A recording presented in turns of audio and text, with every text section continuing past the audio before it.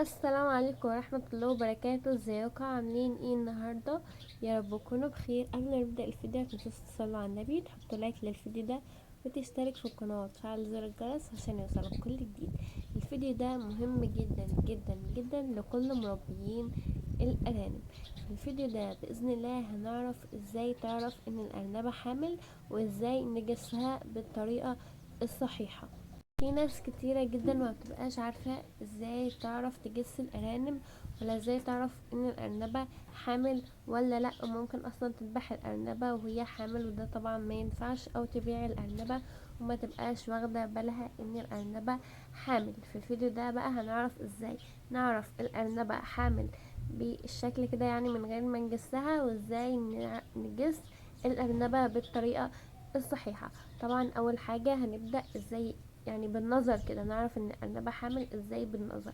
طبعا اول حاجة هتلاقي ان الارنبة بتنام على بطنها على طول جدا، يعني الارنبة ما بتنامش الا على بطنها. وطبعا بتلاقيها قاعدة كده، قاعدة يعني مش زي عادة الارانب، يعني بيجروا وتنططوا وبيعملوا شقاوة وكده. لا، بتلاقيها قاعدة كده في هدوء، ما بتعملش اي حاجة.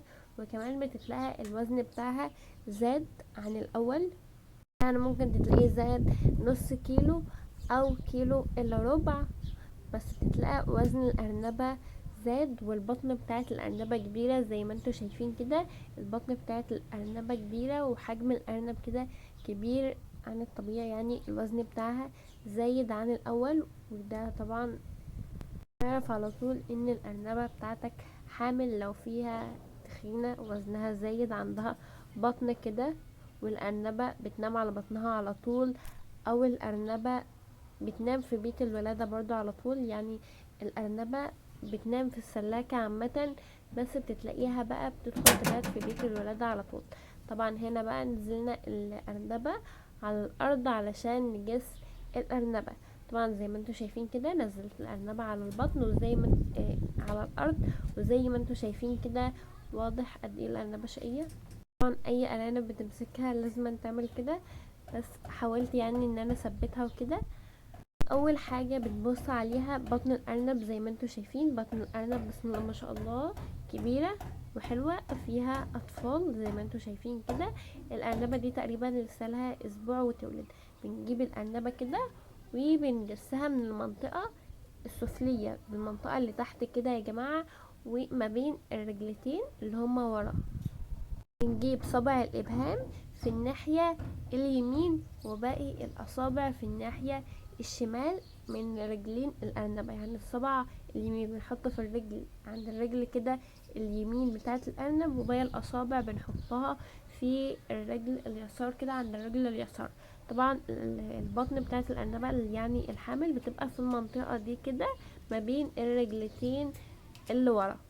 طبعا زي ما قلت لكم بنحط الصابع الابهام في الناحيه اليمين وباقي الاصابع في الناحيه الشمال، وبنحسس بالراحه جدا وبرقه كده، بالراحه جدا بشويش كده للارنبه. بنحسس بالراحه جدا. ولو الارنبه حامل هتحس بالاطفال بتوعها، تلاقي حجمهم صغير كده، وهتحسهم يعني في بطن الام. طبعا زي ما قلت لكم هاي تاني، يعني عشان لو ما خدتوش بالكم، بنجس الارنبه من الجهه السفليه بتاعة الأرنب، يعني من المنطقة اللي تحت ما بين الرجلتين اللي ورا اللي هما الخلفيين دول بتاع الأرنب. وبنجسها بقى صبع الإبهام بيبقى في الناحية اليمين، والصبع وباقي الأصبع بقى بتبقى في الناحية اليسار. بنحطهم بقى وبنحسس بالراحة جدا، بلطف جدا. انت بقى لو عملت الخطوات دي صح هتحس بحركة الأرانب، وهتحس أصلا بالأرانب في قلب بطن الام. طبعا زي ما انتم شايفين دي كده افضل طريقة لجس الارانب، وازاي تعرف ان الارنبة حامل. وطبعا بالنظر كده احنا عملناها بالنظر في الاول، وبعد كده جسينا اصلا. لو الارنبة حامل اصلا بيبقى باين عليها جدا، بتنام على بطنها على طول، وتتلاقيها كده الوزن بتاعها زايد، وبتاكل كده، يعني حجم الاكل بتاعها بقت بتاكل اكتر عن الاول، طبعا علشان الابناء في بطنها فبتاكل ليها والابناء، فبتاكل كده بزيادة شوية عن الاول.